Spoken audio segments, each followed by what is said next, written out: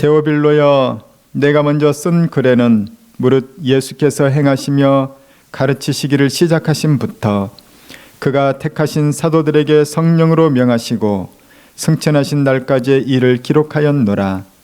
그가 고난 받으신 후에 또한 그들에게 확실한 많은 증거로 친히 살아계심을 나타내사 40일 동안 그들에게 보이시며 하나님 나라의 일을 말씀하시니라. 사도와 함께 모이사 그들에게 분부하여 이르시되 예루살렘을 떠나지 말고 내게서 들은 바 아버지께서 약속하신 것을 기다리라. 요한은 물로 세례를 베풀었으나 너희는 몇 날이 못되어 성령으로 세례를 받으리라 하셨느니라. 아멘. 오랫동안 기다렸음에도 불구하고 별 볼 일 없는 것을 받으면 사람들은 실망합니다. 그러나 오랫동안 기다려서 정말 좋은 것을 받으면 사람들은 기다린 보람이 있다고 말합니다. 예수님께서는 제자들에게 기다리라고 얘기하십니다. 너희가 기다려서 아버지께서 약속하신 것을 받아라. 아버지께서 정말 좋은 것을 주신다. 저는 오늘 여러분이 하나님 아버지께서 주시는 그 좋은 것을 받게 되길 축원합니다. 자, 오늘 본문으로 들어가도록 하겠습니다. 본문 1절에 보게 되면은 데오빌로여, 내가 먼저 쓴 글에는 이라는 구절이 나옵니다. 데오빌로는 사람의 이름이고 내가 먼저 쓴 글이라는 구절이 있습니다. 여기서 나는 누구일까요? 나는 이 사도행전을 기록한 누가입니다. 누가가 먼저 쓴 글이 있다고 얘기를 합니다. 누가가 먼저 쓴 글은 무엇일까요? 누가복음입니다. 사도행전 이전에 누가는 데오빌로에게 누가복음을 먼저 써 보냈습니다. 자, 누가복음 1장 3절부터 4절 말씀. 그 모든 일을 근원부터 자세히 미루어 살핀 나도 데오빌로 각하에게 차례대로 써 보내는 것이 좋은 줄 알았노니 이는 각하가 알고 있는 바를 더 확실하게 하려 함이로라. 데오빌로라는 로마의 고위층 인사가 새신자가 되었습니다.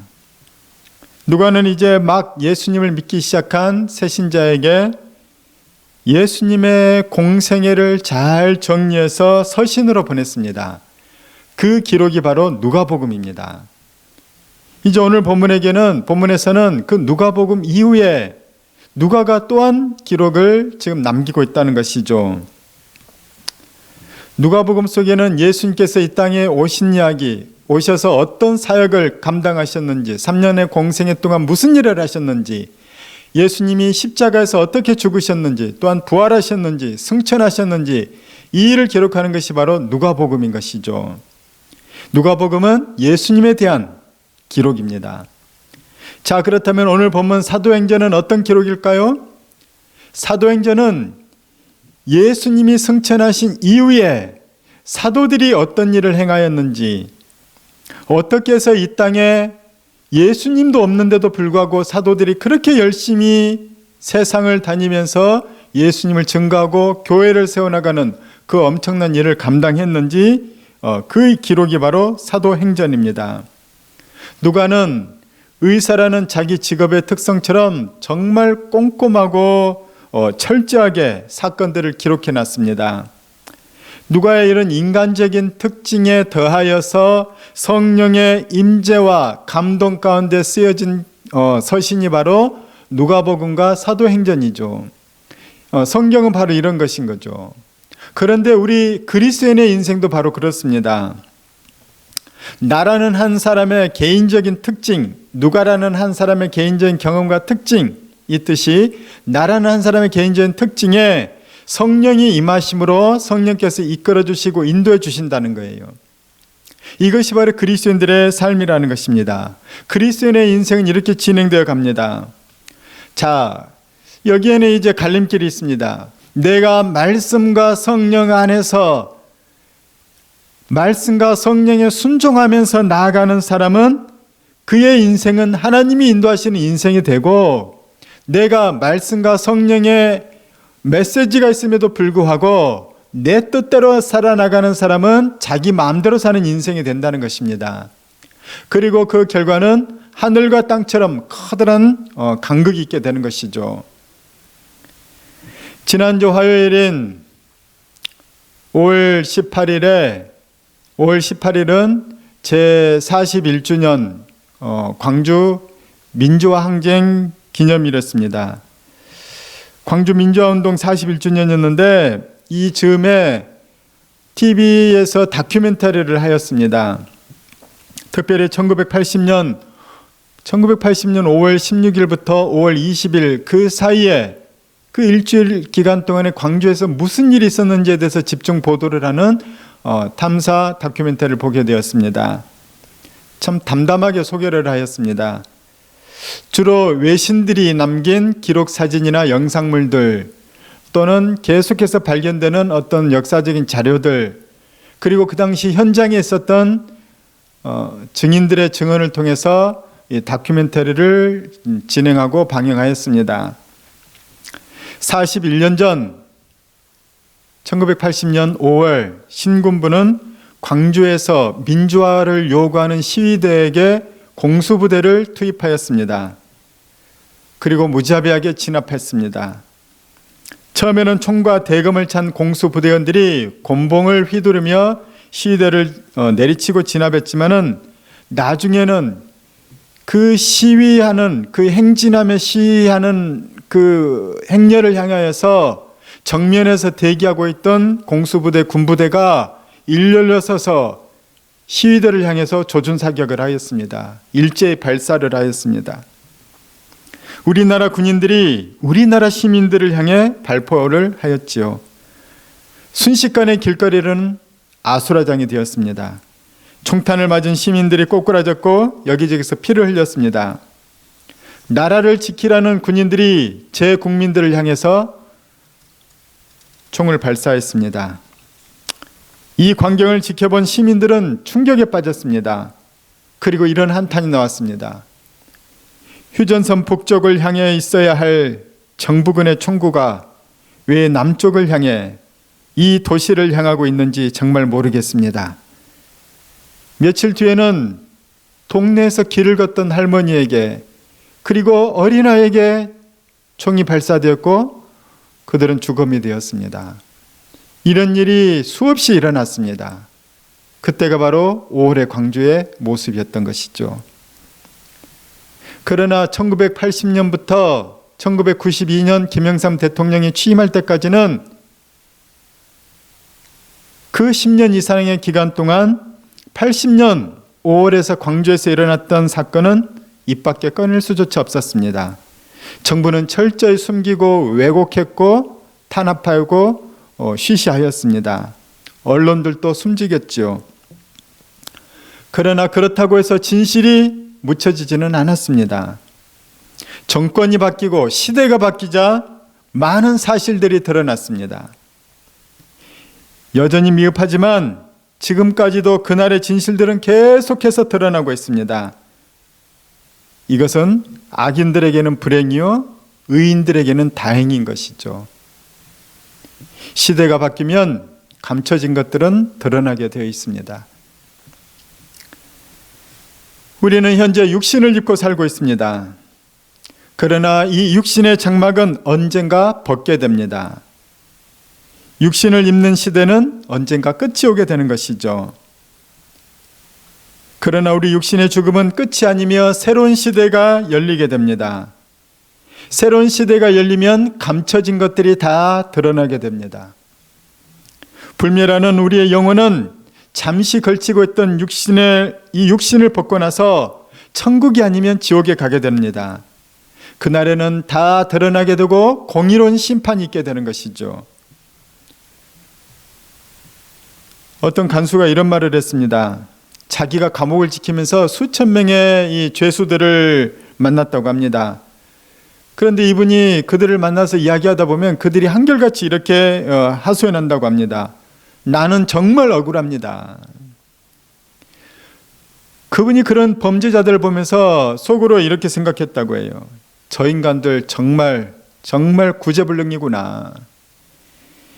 그런데 자기가 감옥 밖 사람들을 보다 보니까 별반 다르지 않더라는 거예요. 감옥 밖의 사람들도 다 억울하다고 하고, 나보다도 저 사람이 더 잘못했다고 하고, 남의 잘못은 크게 여기고 내 잘못은 대수롭지 않게 여기더라는 겁니다. 내가 그런 건 다 이유가 있고, 내가 그런 건 다 이유가 있다고 하면서 핑계만 대고 남 탓만 하더라는 것입니다. 그래서 그분이 이렇게 생각했대요. 여기 인간들도 다 구제불능이구나. 여러분, 우리는 하나님 앞에 설 때 하나님의 심판대 앞에서는 핑계를 댈 수가 없습니다. 다 드러나기 때문이에요. 내가 하나님의 심판대 앞에서까지도 핑계대고 남 탓만 할 때 하나님 뭐라고 하겠습니까? 너 정말 구제불능이구나, 그러지 않겠습니까? 사람은, 우리는 그 전에 변화되어야 됩니다. 심판대 앞에 서기 전에 변화되어야 됩니다. 사람은 자기 잘못을 볼 때에야 변화가 되는 것입니다. 자꾸 핑계거리를 찾고 남 탓만 해서는 절대로 변화되지 않습니다. 내 잘못을 보아야 우리는 변화가 되는 것입니다. 지금은 성령의 시대라고 얘기합니다. 성령께서 우리에게 행하시는 가장 크고 또 중요한 일이 있습니다. 성령께서 행하시는, 우리에게 행하시는 가장 큰 일, 중요한 일이 뭐냐면 우리의 영혼을 구원시키는 일인 거예요. 구원을 시키는 일. 구원은 어떻게 일어납니까? 인간은 영적인 존재입니다. 그래서 영적인 문제가 해결돼야 되는 것이죠. 우리에게 있어서 가장 심각한 영적인 문제는 바로 영적으로 구원받지 못했다는 사실인 거예요. 이 영혼이 구원받지 못했다는 것이죠. 자, 그렇다면 영혼 구원이라는 것은 무엇일까요? 영혼 구원이라는 것은 하나님을 떠난 우리의 영혼이 다시 하나님을 만나서 하나님과 관계가 회복되는 것, 하나님과 관계가 회복되어서 하나님의 나라로 들어가는 것, 들어갈 수 있는 자격을 얻는 것, 이것이 바로 영혼의 구원이고 회복인 것입니다. 이런 영적인 역사는 하나님의 영이신 성령께서 역사해야만 일어나는 것입니다. 성령님은 우리 심령 가운데 임재하기를 원하십니다. 그러나 성령이 아무리 우리 속에 임재하려고 해도 성령의 임재를 가로막는 것이 바로 우리 속에 있습니다. 그것은 뭐냐면 우리 속에 자리 잡은 더러운 죄라는 거예요. 성령님은 거룩하시기 때문에 죄로 부패한 우리 속에 들어오실 수가 없는 거예요. 런던의 지하에 커다란, 사람이 지나다닐 만큼 커다란 하수구가 있다고 합니다. 유명하죠. 그 하수구에 들어가면 시궁창이 흐르지 않습니까? 그곳에는 그런데 벌레가 득실거리고 쥐들이 우글거립니다. 악취가 나죠. 그곳은 사람이 살 수가 없습니다. 물론 그 시궁창보다 더 더러운 사람은 그 시궁창에 살 수가 있습니다. 그러나 깨끗한 사람은 절대로 그런 더러운 시궁창에, 하수구에 살 수가 없죠. 성령님도 마찬가지라는 거예요. 거룩하신 성령께서는 더럽고 추하고 냄새나는 우리 속에 거하실 수가 없는 거예요. 그래서 성령께서는 우리 속에 들어오시기 전에 먼저 우리 가운데서 행하시는 역사가 있는 거예요. 성령께서는 먼저 어떤 역사를 하시냐면은 우리로 하여금 우리의 죄를 보게 하신다는 것입니다. 성령께서 가까이 오셔서 성령이 은혜를 주시는데 먼저 우리 속에 있는 더럽고 추한 죄를 보게 하는 거예요. 그전에는 내가 더럽기 때문에, 더러우면 더러운 사람은 더러운 걸 잘 못 느끼거든요. 방에서 악취가 나도 그 악취가 나는 곳에 한 30분만 있으면 사람은 냄새를 못 맡게 됩니다. 더러운 것에 익숙한 사람은 더러운 게 더러운 걸 몰라요. 죄로 익숙한 사람은 죄가 죄인 줄도 모른다는 거예요. 그러나 성령께서 우리 가까이 오시면 죄가 밝히 드러나는 거예요. 그 악하고 추하고 냄새나는 것들이 다 드러나게 하는 거예요. 견딜 수가 없게 하는 것이죠. 성령이 가까이 오시면 우리는 내 속에 있는 죄를 보게 되고 견딜 수 없어서 대굴대굴하면서 부르짖게 됩니다. 그리고 회개하게 되는 것이죠. 너무너무 아파하게 되는 거예요. 내가 이렇게 끔찍한 짓을 저질렀다니, 내가 그렇게 나쁜 사악한 사람이라니. 성령님은 죄로 인해서 아파하는 나를 예수님께로 인도합니다. 우리는 주님 앞에서 이렇게 고백할 수밖에 없어요. 주님, 저는 그 많은 나의 죄를 감당할 수가 없습니다. 예수님, 저를 도와주세요. 예수님, 저를 구원해 주세요. 내 죄를 본 사람은 그렇게 부르짖게 되어 있습니다. 성령님께서는 우리 자신에 대해서, 내 자신에 대해서는 절망하게 하시고 예수님 안에 들어가서 이제는 영혼의 소생이 일어나게 하십니다. 이 일을 성령께서 행하신다는 거예요. 이제는 회개를 하고 예수 그리스도를 영접한 사람에게는 깨끗해져서 예수의 피로 깨끗해졌기 때문에 성령이 임재하실 수 있다는 것이죠. 성령이 들어와서 성령이 강력한 역사를 일으키신다는 거예요. 초대교회에서는 이 임재가 너무나도 강력해서 성령 세례라고 표현을 합니다. 오늘 5절 말씀 보겠습니다. 요한은 물로 세례를 베풀었으나 너희는 몇 날이 못되어 성령으로 세례를 받으리라 하셨느니라. 여러분, 성령을 받길 바랍니다. 강력한 성령을 받길 바랍니다. 부활하신 예수님께서는 제자들에게 나타나셔서 그들에게 성령을 받으라고 얘기하셨어요. 그전에도 성령 받아라 제자들에게 얘기했다는 거죠. 요한복음 20장 21, 22절입니다. 예수께서 또 이르시되 너희에게 평강이 있을지어다. 아버지께서 나를 보내신 것 같이 나도 너희를 보내노라. 이 말씀을 하시고 그들을 향하사 숨을 내쉬며 이르시되 성령을 받아라. 예수 믿고 우리가 구원받았으면 됐지, 아니 왜 굳이 성령까지 우리가 왜 받아야 됩니까? 이런 질문하는 사람이 있습니다. 이 성령을 왜 받아야 될까요? 첫 번째는 성령께서는 우리에게 각종 좋은 것들을 주시기 때문입니다. 우리가 이 땅에서 영적으로 승리하며 살 수 있도록 좋은 것을 주시죠. 지혜의 말씀, 지식의 말씀, 병고침, 능력행함, 영분별, 방언, 통역 등 어떤 영적인 은사들을 우리에게 주신다는 것입니다. 이 은사들을 받을 때 말씀이 더 풍성하게 깨달아지게 되고 말씀이 우리 안에 강력하게 역사하는 것이죠. 강력한 역사들이 일어납니다. 또한 우리 안에 사랑과 희락과 화평과 오래 참음과 자비와 양성과 충성과 온유와 절제, 이런 성령의 아름다운 열매를 맺게 하는 거예요.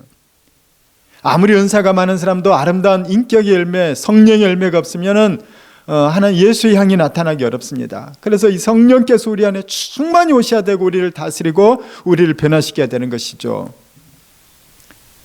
자, 성령을 우리가 왜 받아야 되는지, 두 번째 이유는 우리가 영적 전쟁에서 승리하기 위해서입니다.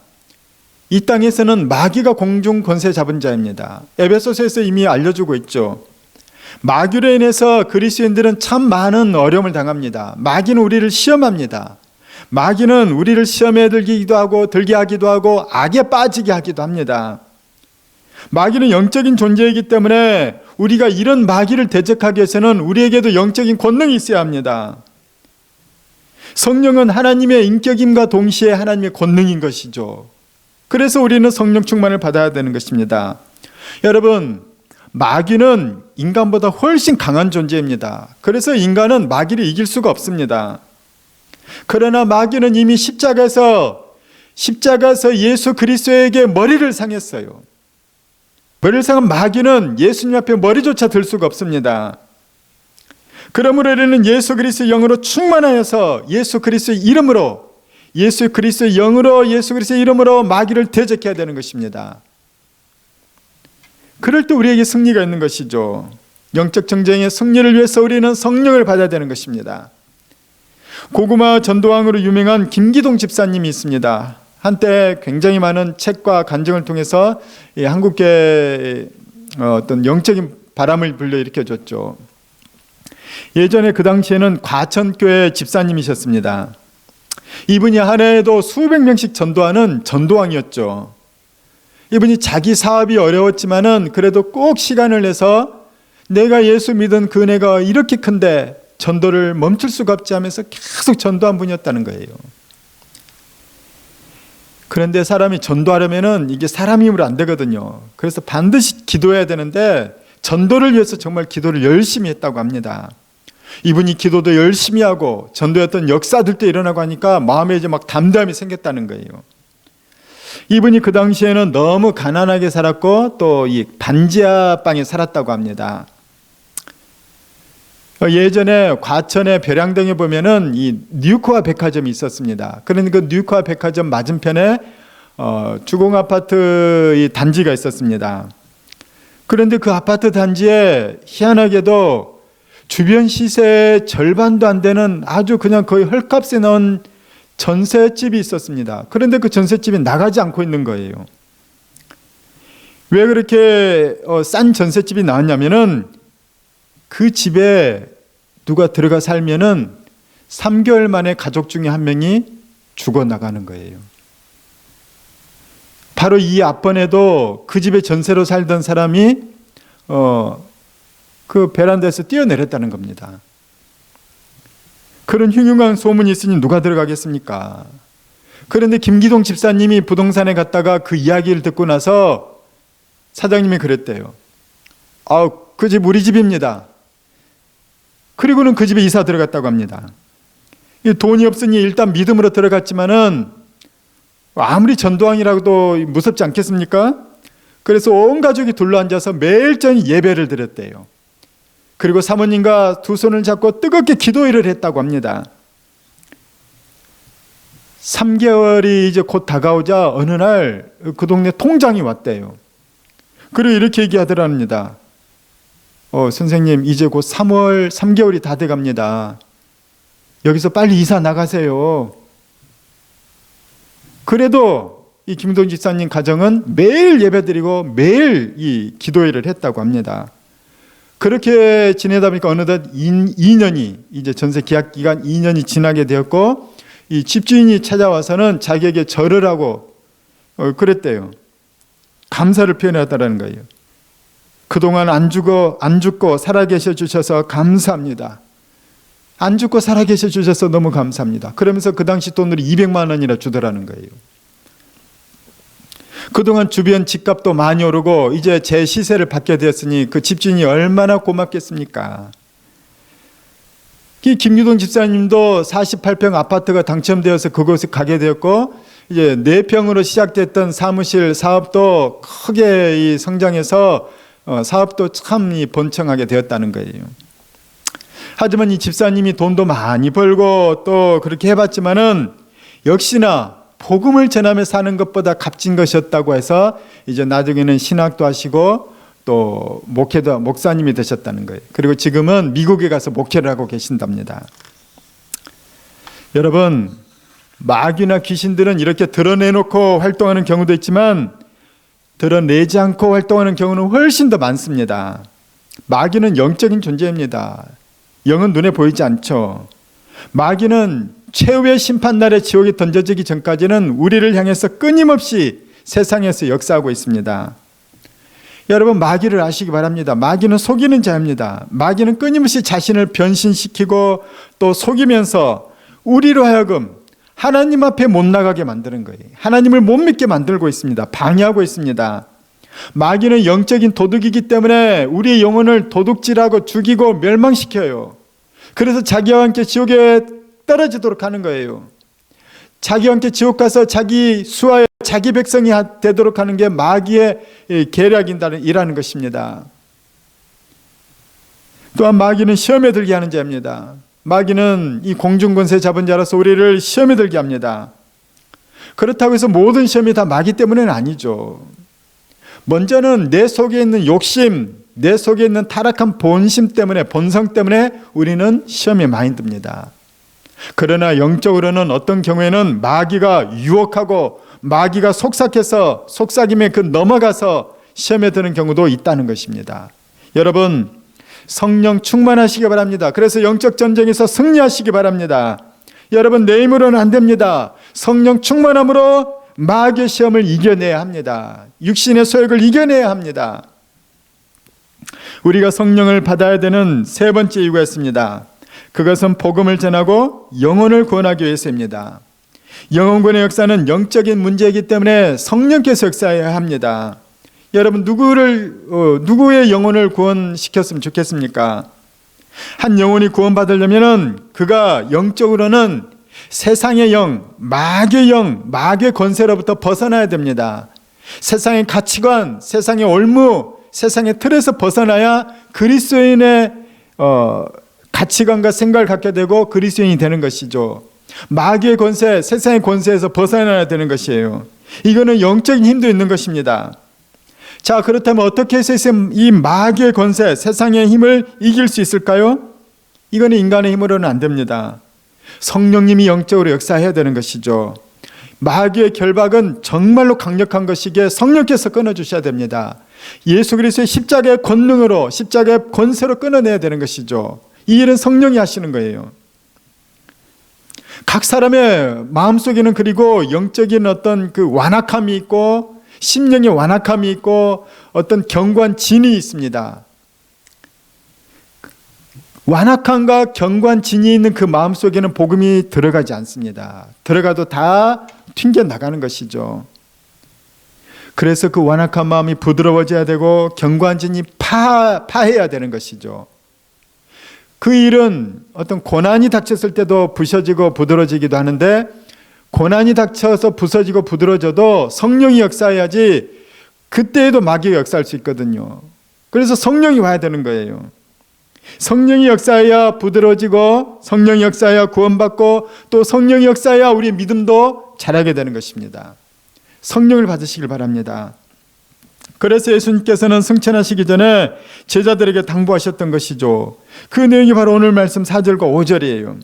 사도와 함께 모이사 그들에게 분부하여 이르시되 예루살렘을 떠나지 말고 내게서 들은 바 아버지께서 약속하신 것을 기다리라. 요한은 물로 세례를 베풀었으나 너희는 몇 날이 못되어 성령으로 세례를 받으리라 하셨느니라. 여러분 꼭 성령을 받으십시오.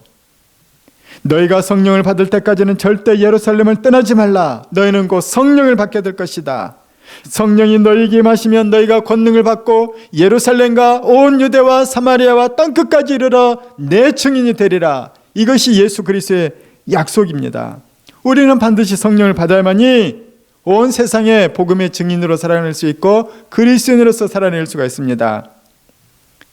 예수님은 제자들이 성령을 받기로 원하셨어요. 왜냐?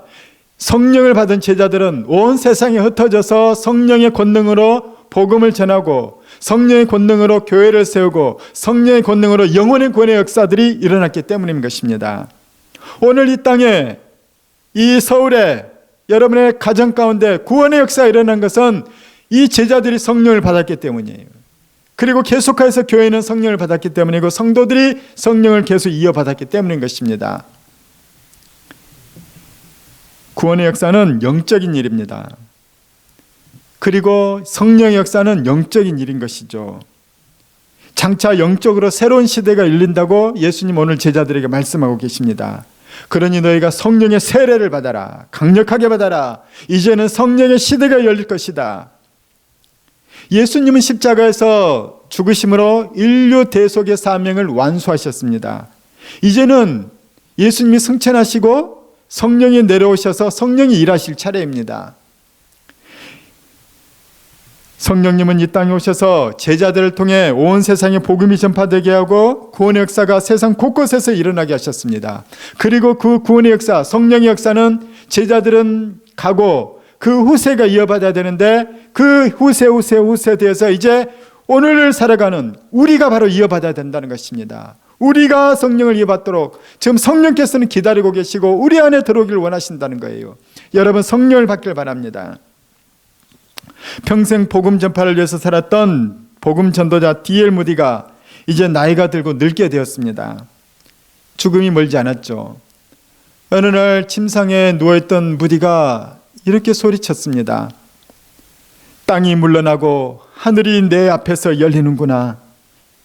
가까이에 있던 아들 윌이 아버지에게 달려갔습니다. 아버지, 꿈을 꾸시는군요. 아니다. 이것은 꿈이 아니야, 윌. 정말 아름다운 광경이다. 뭐라고 말할 수 없을 만큼 좋구나. 이것이 죽음이라면 그것은 정말 달콤한 것이구나. 하나님이 나를 부르신다. 이는 성령 충만함으로 전 세계를 다니며 수백만 명에게 복음을 전했던 D.L. 무디의 마지막 모습이었습니다. 하나님께서는 무디의 마지막에 그의 영안을 열어주심으로 아름다운 천국을 보여주신 것이었습니다. 이제는 우리 차례입니다. 이제는 우리가 성령 충만을 받아서 온 세상에 복음을 전함으로 세상의 영혼들을 구원하는 그런 전도자가 되어야 됩니다. 이것이 예수 믿는 제자들의 소명인 것이죠. 저는 여러분 모두가 생명 구원의 역사를 위해서 성령을 받고 성령을 받아서 승리하는 그리스도인이 되기를 예수 그리스도의 이름으로 축원합니다. 우리 다 같이 찬양 드리겠습니다.